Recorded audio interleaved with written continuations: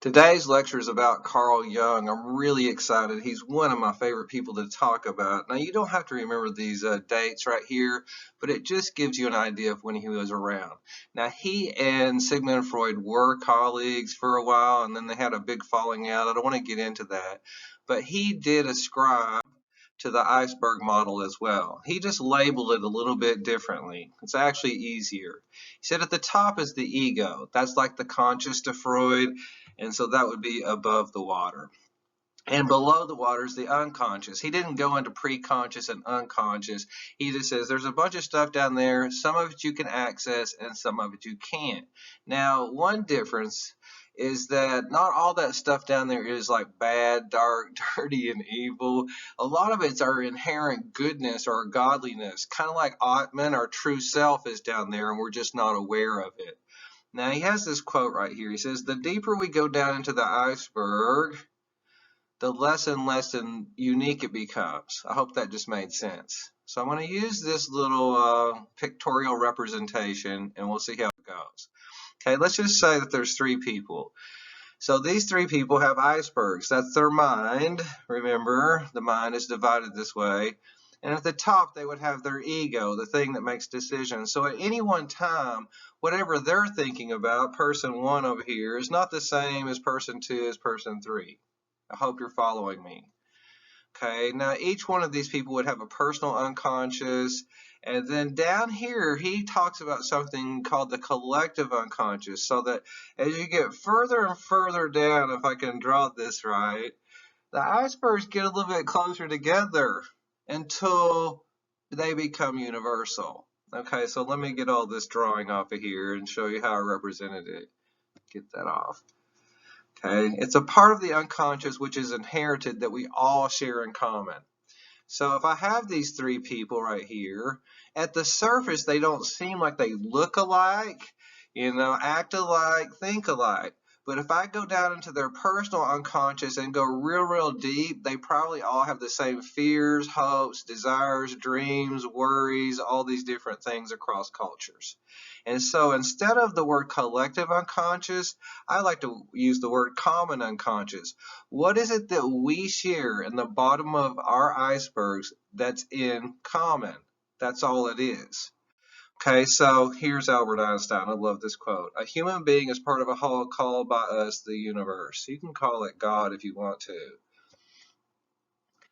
I'm limited in time and space. And so I see myself as different, separate, and this becomes a prison for me. I call it my Tim prison.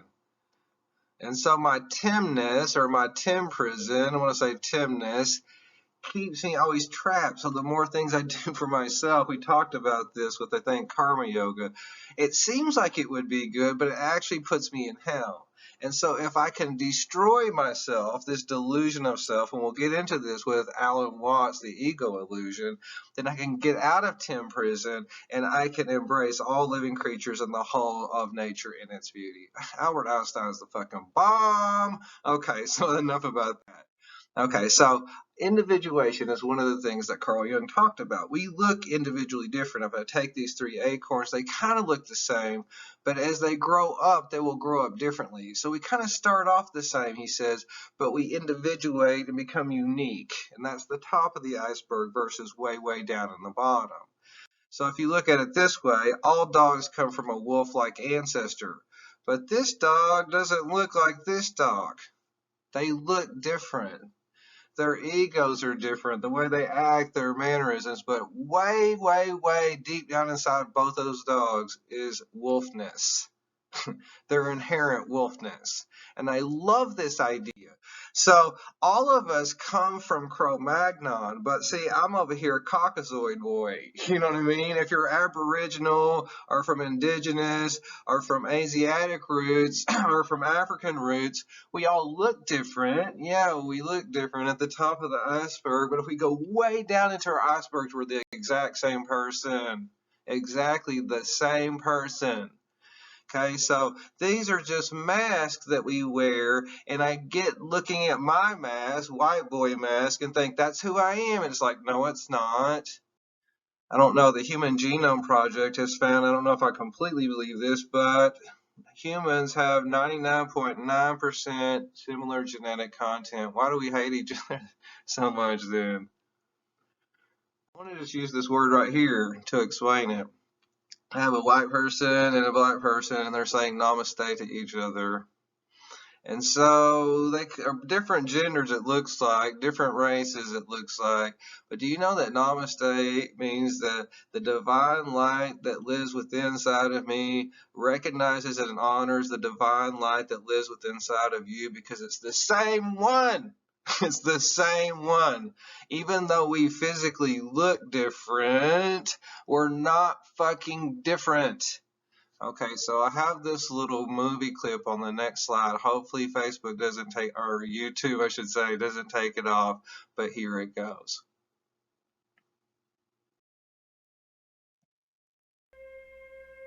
I used to be a guy who was experiencing the world, and now I feel like the world and the universe experiencing a guy.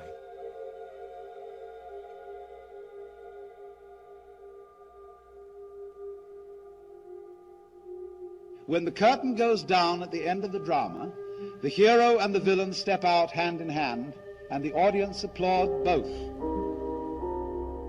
Because they know that the hero role and the villain role are only masks. As an actor, you play characters, and then if you go deep enough into those characters, you realize that your own character is pretty thin to begin with, you know? And then you suddenly have this separation and go, well, who's Jim Carrey? Oh, he doesn't exist, actually.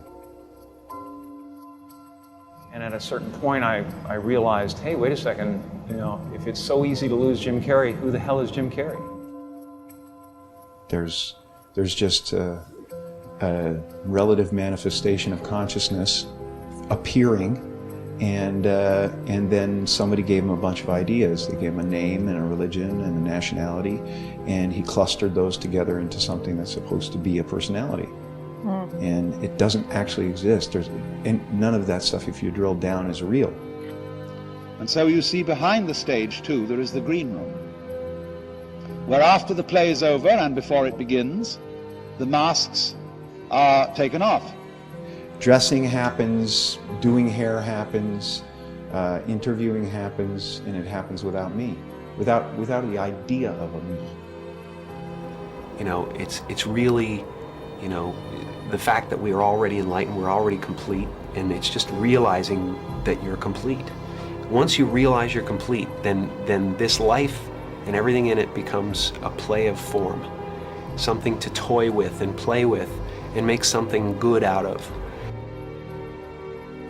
It's what's happening right now inside everybody is they're going, who am I? And they're depressed, you know, a lot of people, because they're trying to hold up an image in the world. And that's what depression is. You know, people go like, oh, Jim's been depressed and stuff. Well, yeah, I was depressed when I was trying to be the Wizard of Oz instead of the sweaty guy behind the curtain. But now I know that Oz is a character, you know. Everybody walks around and they go like, why am I depressed? Well, it's because you're trying to be something for the world, you know. And as soon as you let that go, better things happen, because they're just happening. And there's been a series of kind of awakenings I've had in my life, and you know, people chalk it up to depression and all that stuff. I think that, you know, grief and sadness and all those things are the ticket home to nothing. I think that was a part of the process. There's been several other awakenings, and yet still I have a lot of egoic attachments that pull my attention and focus. I think, you know, the right marriage with the right character and the right guy who's going through something is essential. And so that behind the scene, that is to say, in reality, under the surface, you are all the actor. Marvelously skilled in playing many parts and in getting lost in the mazes of your own minds and the entanglements of your own affairs, as if this were the most urgent thing going. But behind the scenes, in the green room, you always have a very tiny sneaking suspicion that you might not be the you that you think you are.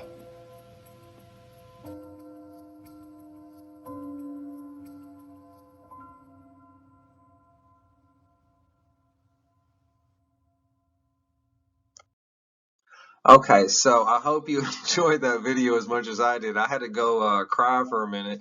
But the next thing that I want to get into are mandalas. And mandalas are these concentrated drawings. Here's one from Tibet, and here's one that's Celtic. This is computer generated.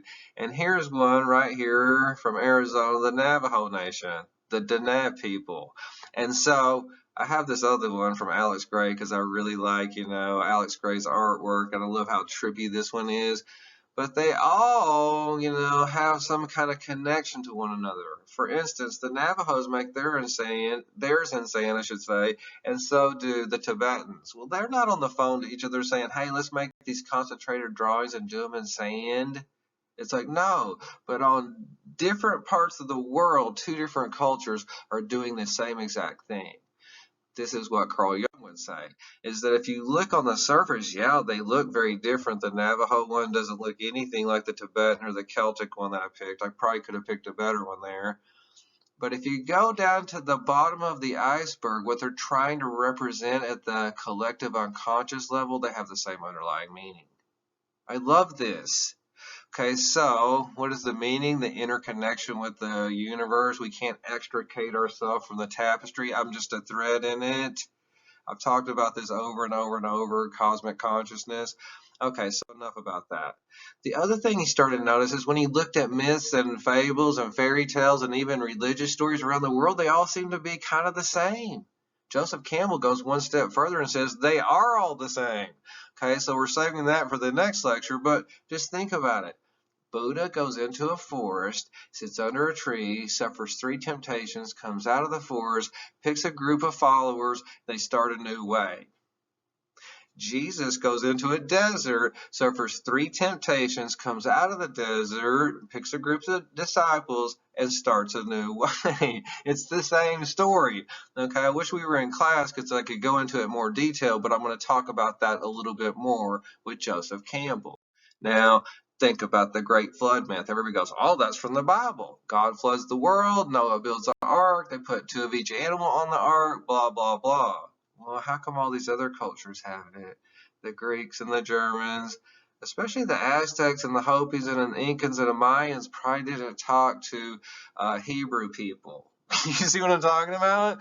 And so I usually in class go into the Sumerians because it was thousands of years before the Bible. So they had this great flood myth.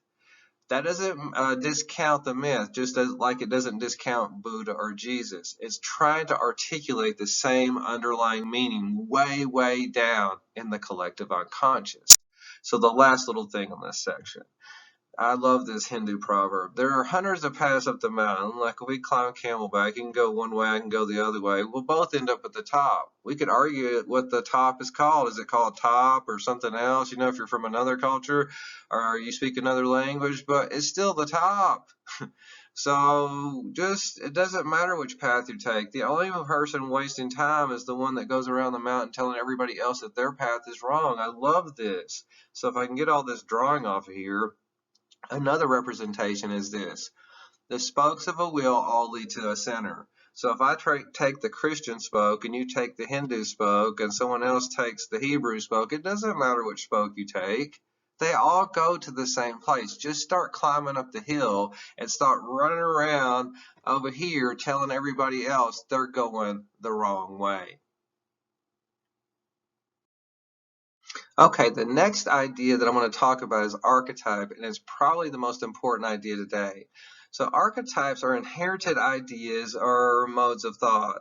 Inherited ideas, and they're present in your unconscious at birth. You're not really aware of them. Well, that's really weird. What does that mean? Well, the example I usually use are bird dogs. Like bird dogs all kind of point the same way, but they don't go to pointing school. At birth, they kind of have that behavior preloaded into their DNA. Biologists call this hardwired. Okay, so think about cats, like a lion or a tiger versus your house cat maybe. They all stalk the same way, almost identically. They don't go to stalking school. That behavior is loaded into their DNA. So we're humans, and his idea is we have more sophisticated stuff preloaded into our DNA. And so if you look at it this way, I call it an inherited schema. If you've taken a class from me before, a schema is a mental folder. So we come preloaded with certain mental folders or ways of thinking. Now, if you look down here, he says archetypes are the building blocks of the collective unconscious. And so humans, when they're born, are preloaded. I think of it as an operating system. If you buy your computer or phone or whatever, it has an operating system preloaded on there. And it gets updated over time. But it's the accumulation of knowledge that humans have that's preloaded around the universe. And if you think about it this way, or the planet, I should say, that's why the mandalas look different. But down here, they're really drawing from the same identical information. I hope that just made sense. Now, what I'm going to go into is some of these preloaded folders or archetypes. And so Jungian archetypes, there's a lot of them, but I'm going to talk about 10. Okay, so the first two he noticed in every story when he went around the world. Every fairy tale, fable, Bible story, whatever, has a hero and a villain. Well, I don't have to teach that. It's called a protagonist and an antagonist. I like those terms better. Why? Because there's a conflict between the two. This is why I like Jung better than Freud. Freud makes everything about sex, and the reason that as you get older, your energy declines is because your libido is declining. Jung is about conflict. I'm going to get into this later, but a whole story is based on conflict. If there's no conflict, there's no story. But then there's a resolution between the hero and villain, and at the end of the story, you call it the end because the conflict is over. And I like to use old school westerns. There's like the good guy and the bad guy. How do you know? It's the hat they wear. And then there's a conflict between the two. The villain rides in town and he does all this stuff, and then the hero saves the day. When the conflict is over, you call it the end. Now, if you think about modern day westerns, they're called this.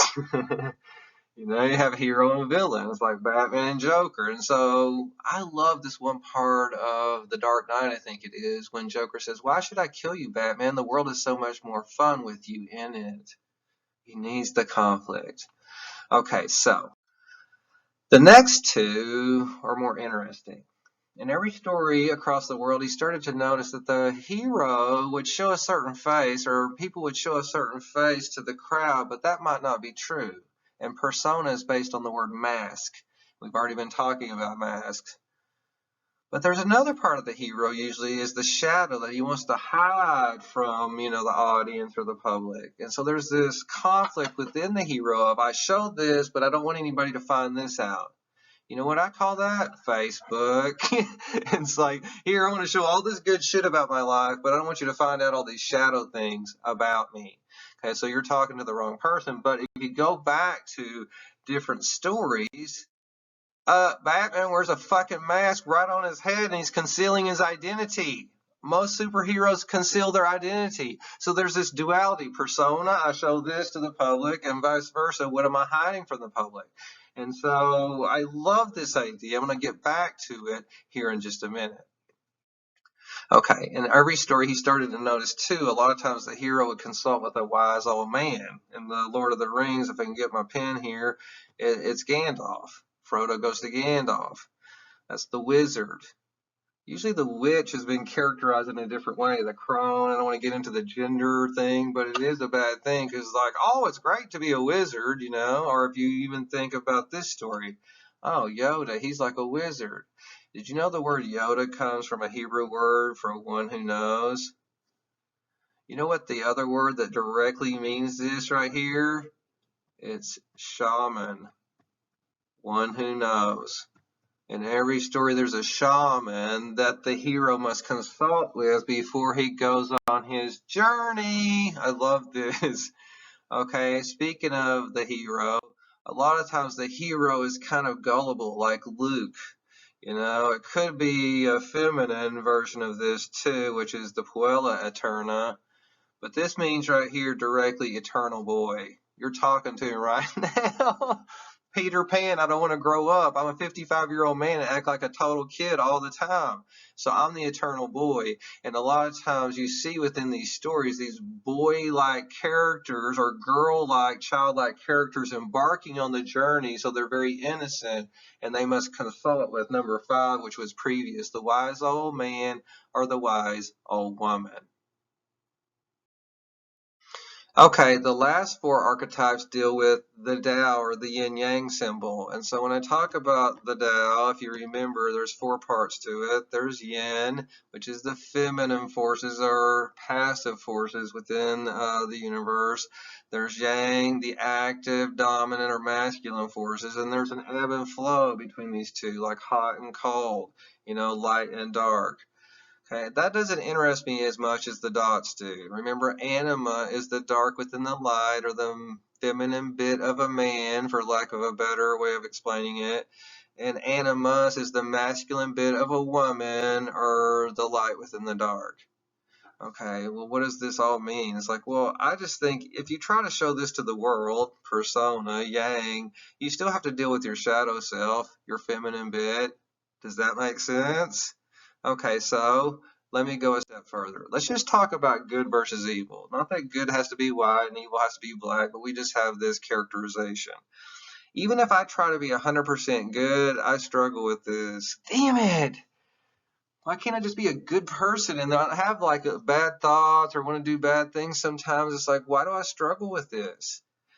I argue, even if you try to be 100% evil, there's still a little bit of good left in you. I don't know if you watch The Silence of the Lambs, but it puts the lotion in the basket. That weirdo is killing ladies and making a lady suit. But he loves that little dog. He cares for that little dog. He has a nurturing side, so there is still some goodness within Buffalo Bill. Okay, enough about that. If I go to all stories, they have this external war going on, the ebb and flow between black and white, good and evil, whatever it is. That just doesn't interest me, the 2 hats, white hat, black hat. What interests me is the internal war that I have going on right here. It's like, damn it, my war with myself, not my war with my neighbor. And if you think back to the Muslim tradition, this is the original meaning of the word jihad. Jihad, to struggle with oneself, to make oneself a better person. I'm working on the man in the mirror. I'm asking him to make a change, right? Not at war with my neighbor. That's the white hat, black hat thing. But I think the bigger jihad you have going on with yourself, the more it goes out onto the world. Now, I don't know if you've seen Black Swan, but it's one of my favorite movies. Darren Aronofsky is a genius, but it's all based on the Tao. I mean, at the very end of the movie, there's this field of white feathers and one black feather lands on it and vice versa. So, what does this mean? Well, she's very virginal and very good at dancing the white swan. But she has a problem. It's called her sexuality. She can't express it.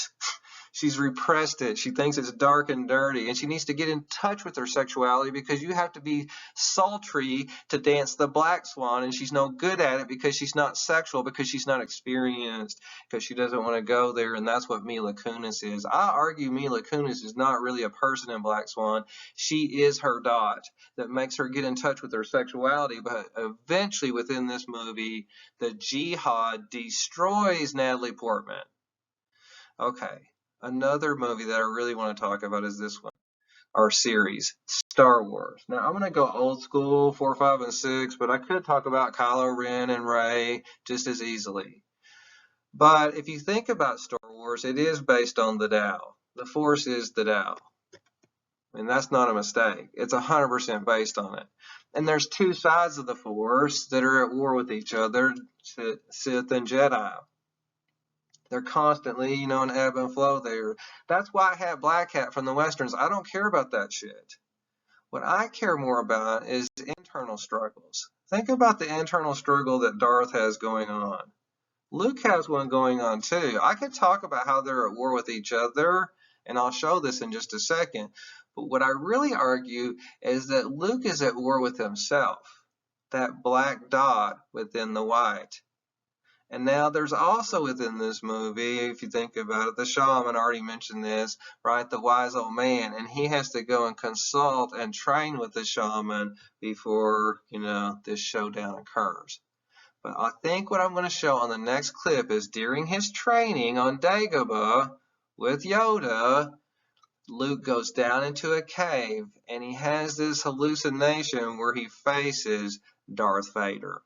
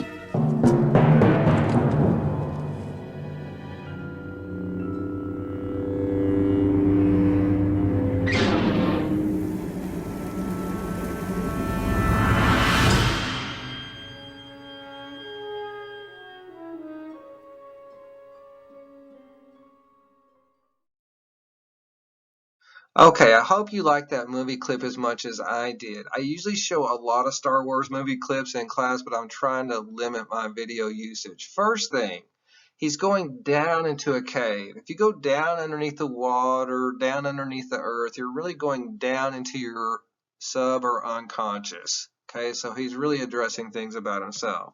Yeah, there's the whole white hat versus black hat, good versus evil thing going on here. But that's not the jihad that I'm interested in.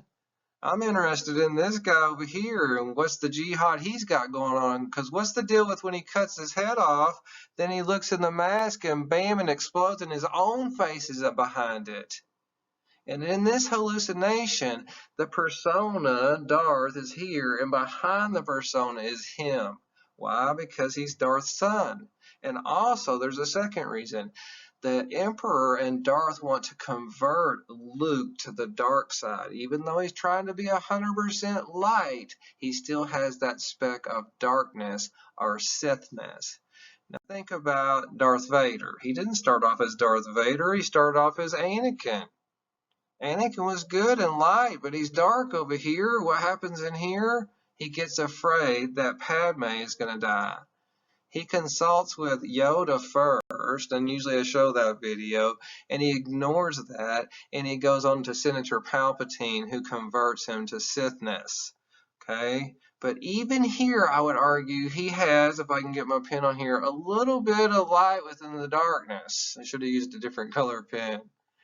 Okay, so his persona, he wears a fucking mask on his head the whole fucking movie. And then at the end of Return of the Jedi, he takes it off and there's Anakin. So in this case, the shadow is the light within the dark, not the dark within the light. So he comes full circle. So unlike Natalie Portman in Black Swan, he's able to integrate these two opposite sides, the Sith and the Jedi, whereas Natalie Portman can't do this. And this is what Jung argues, is that the conflict in the story is not about with the other person, but about with you.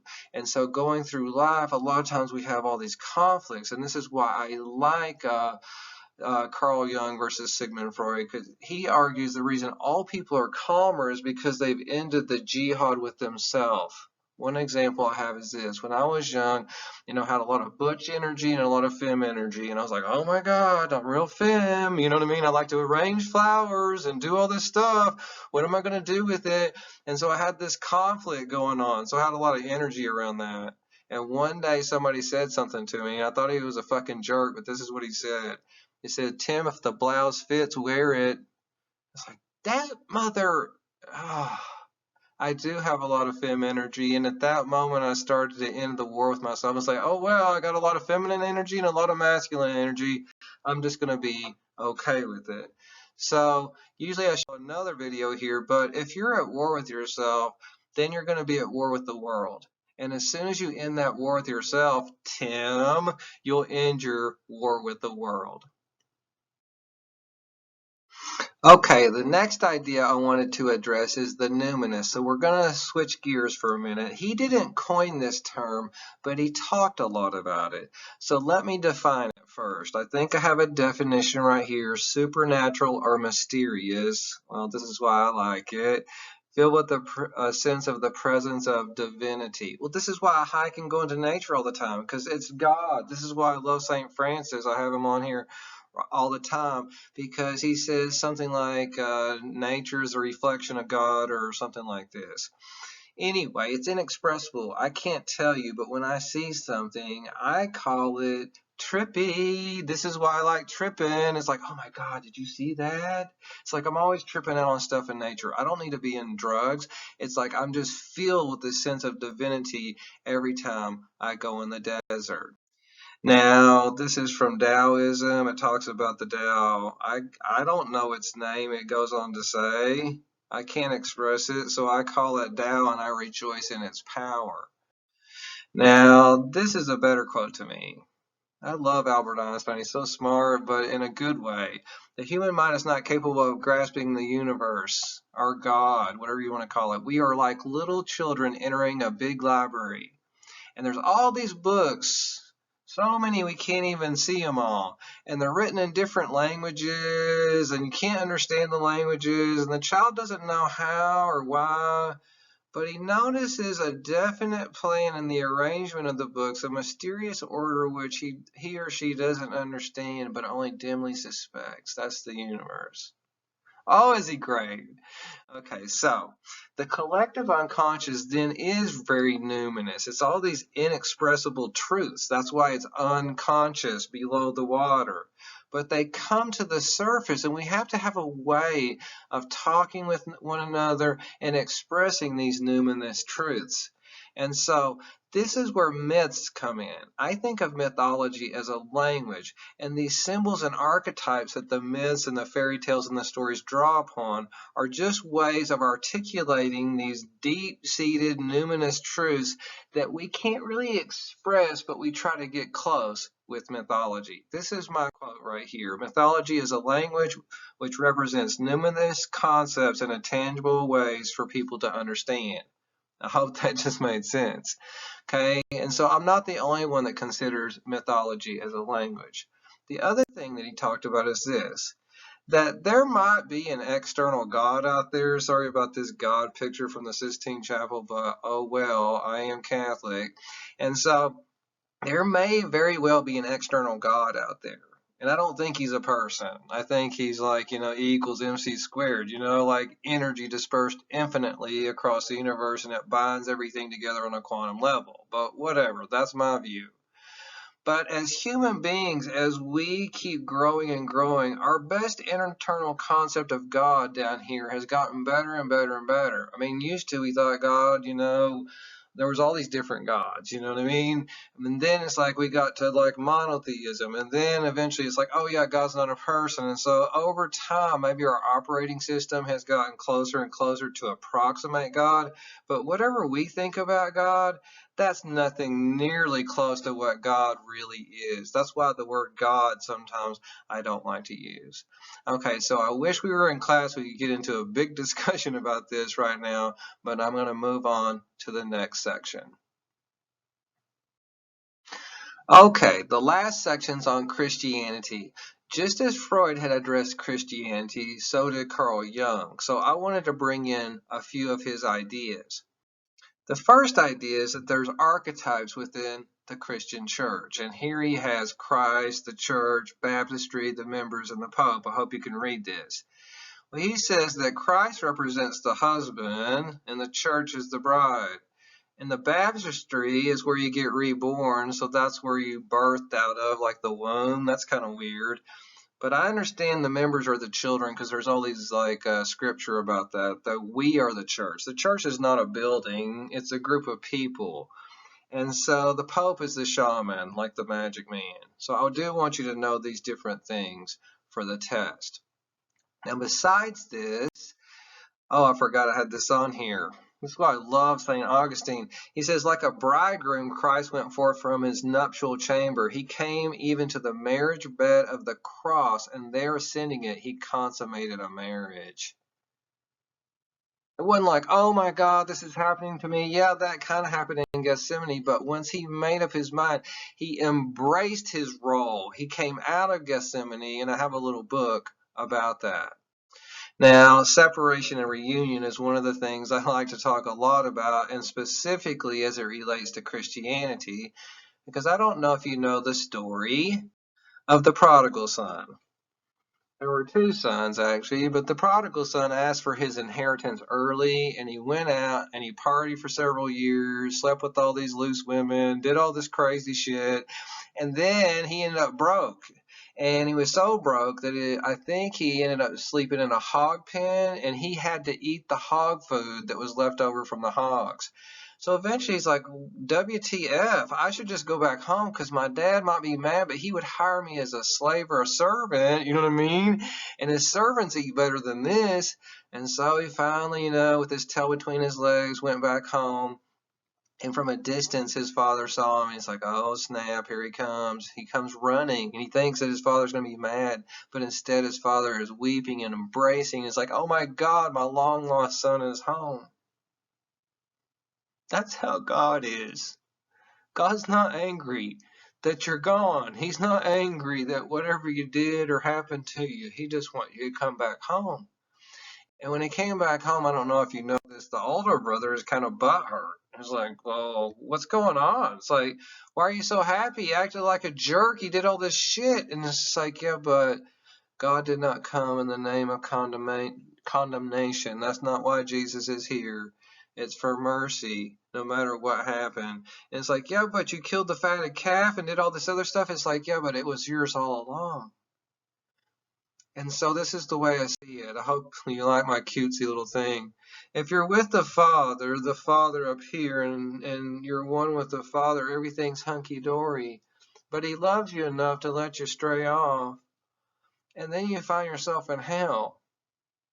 It's like, oh shit, what happened?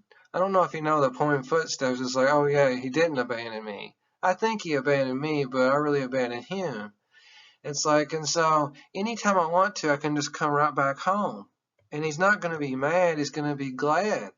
And so that's how I define hell, as my estrangement or distance from God versus closeness to God.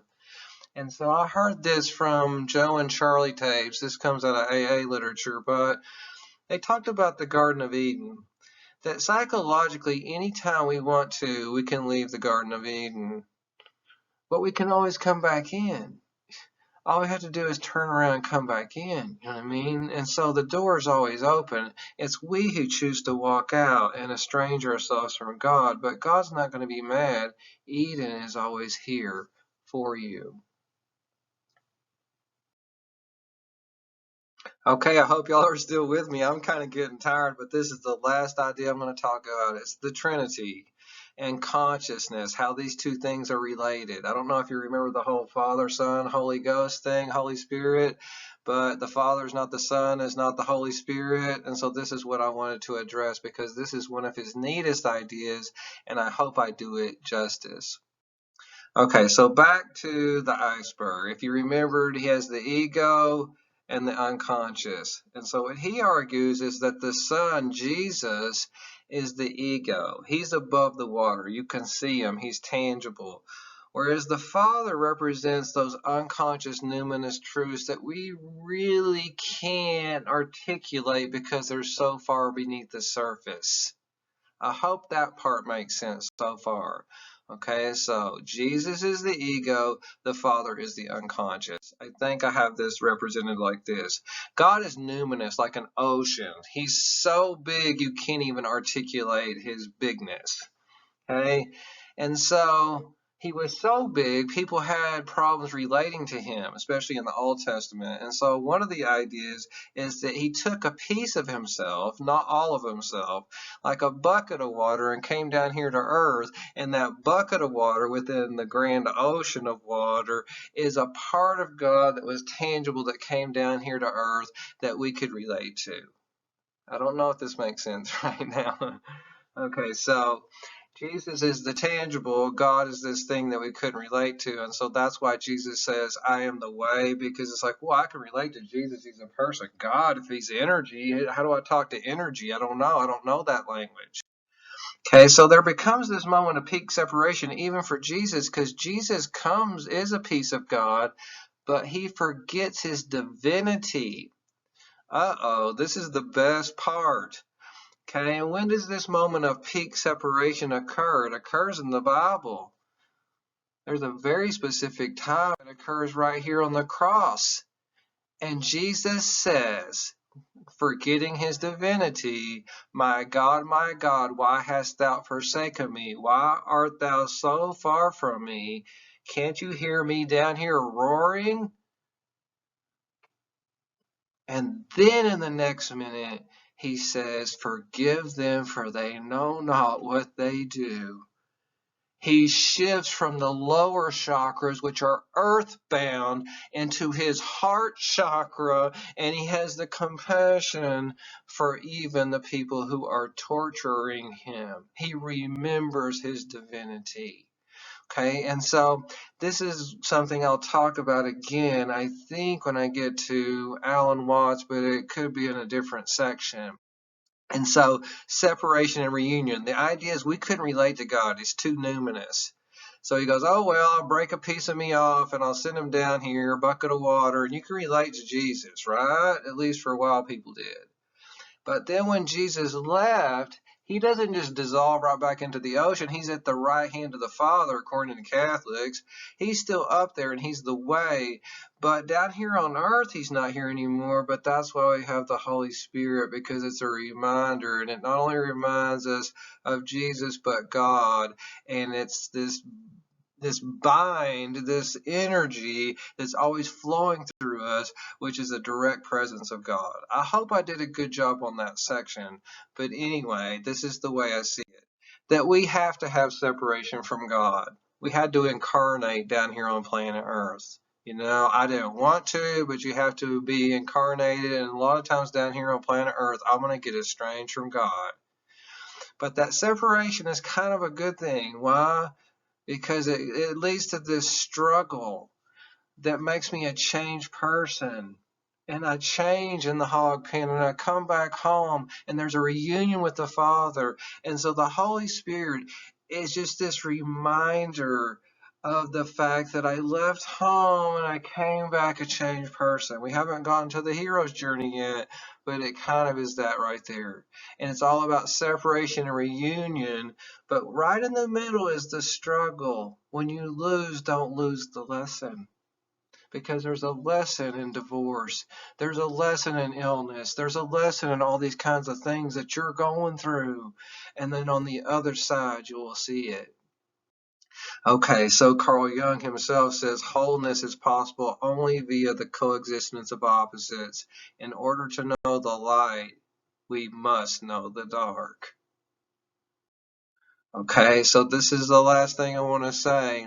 I talked about this before. Within yourself, one of the biggest struggles is the jihad. Not the jihad with the world, but the jihad with yourself. And so you're going to have this jihad where you have these opposing forces, but you have to come to grips even with the darkest parts of yourself. Otherwise, it'll be kind of like, Natalie Portman. But it's like he says the mandala represents the perfect self. And so it's that interconnection of all things where I see my interconnection with the universe, the tapestry trip, and also my place within it. I hope that just made sense. Because otherwise I become, like I mentioned, Natalie Portman and Black Swan, where it's like I can't integrate like both halves of myself. She could never integrate this piece of herself. And that's what killed her, was the Black Swan. It wasn't that the Black Swan was bad. She just couldn't relate to her sexuality in a grown-up way. Okay, and so when she tried to resolve this conflict, sorry I keep talking about Black Swan so much, she couldn't do it. And that's a lesson for me. I have to not try to get rid of those parts of myself as much as I integrate these opposing parts of myself. And so one of the last things he talks about is like, it's very interesting that Jesus on the cross, there's a good thief on one side and a bad thief on the other. Why would that be, that he was in the middle of a good thief and a bad thief? And this is what Carl Jung says, is because that's Taoism. He's the middle path. Buddha was the middle path. He has integrated his humanness and his divinity and has superseded it. Oh, hell yes. I'm on a roll right now. Can y'all dig it? And so this is what Carl Jung tries to say about Jesus in this way, is that he has integrated completely, and that there's only a few people that integrate completely. We call them shaman, or we call them, prophets or whatever else, but Jesus is one of these people, and that's what the mandala represents, is the full integration of self. That's everything for today. I hope I did a good job. I'll see you next time.